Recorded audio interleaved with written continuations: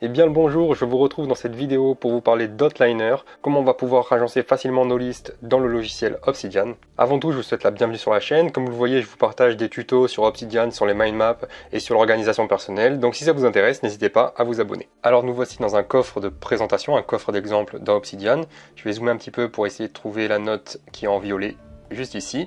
Et aller rapidement sur la note Outliner que je viens de créer. Alors pour faire court, un Outliner, c'est un éditeur de texte qui va nous permettre de créer et de modifier des listes et qui a une structure en arborescence pour pouvoir mieux s'organiser, pour pouvoir organiser tout simplement les listes en question.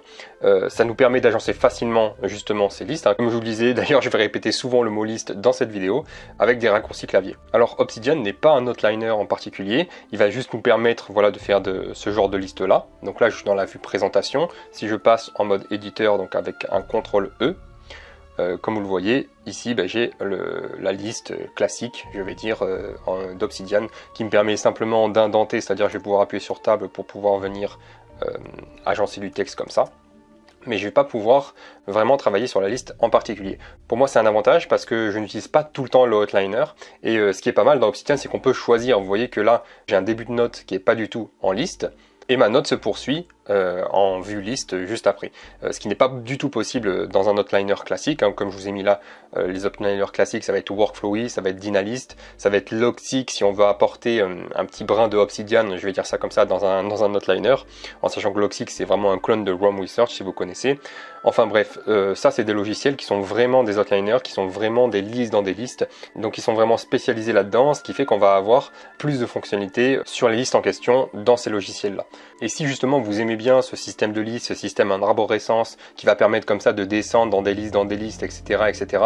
Donc là, bien évidemment, je vous l'ai pas mis, mais on peut bien évidemment descendre encore plus loin, etc., etc. On peut vraiment aller très loin dans les listes.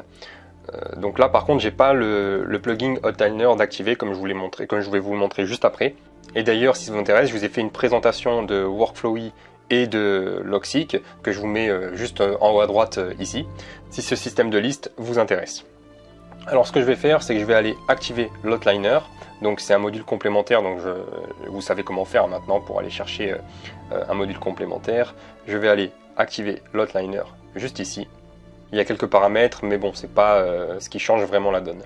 Le gros avantage finalement quand on active cet Outliner là, c'est que dans Obsidian en tout cas, c'est qu'on va avoir le choix, comme je vous le disais en début de vidéo, de commencer une note par exemple en vue comme ça normale, en vue texte quoi, en ajoutant des images, etc. et de partir sur une vue liste, et là l'Outliner, le plugin Outliner va se mettre en route, ce qui fait qu'on va pouvoir comme ça venir agencer notre liste comme on le veut.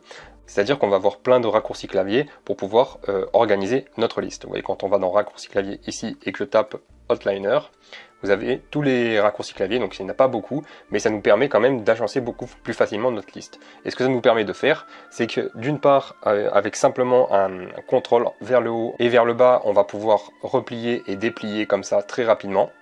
Je vais aussi pouvoir venir agencer ma liste. Par exemple ici, permet de structurer rapidement le texte. Je préfère qu'il soit tout en haut, donc simplement avec un raccourci clavier, je le fais monter en haut. Ici, je préfère qu'il soit tout en bas. Et vous voyez qu'ensuite, ça m'agence le texte très rapidement. Donc en fait, ça rajoute ce plugin Outliner dans Obsidian. Il va simplement rajouter des raccourcis clavier qui vont nous permettre de déplacer le texte facilement et de déplier et de replier l'indentation. Ce que je trouve dommage, c'est qu'on va pas pouvoir venir cliquer par exemple ici. Moi, je voudrais travailler vraiment que sur cette liste-là.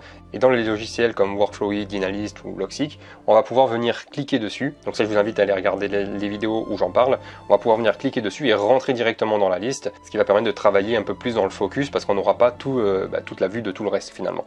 Alors que là je ne peux pas le faire, même avec le plugin Outliner, je suis obligé de venir comme ça, rajouter du texte ici, etc. etc.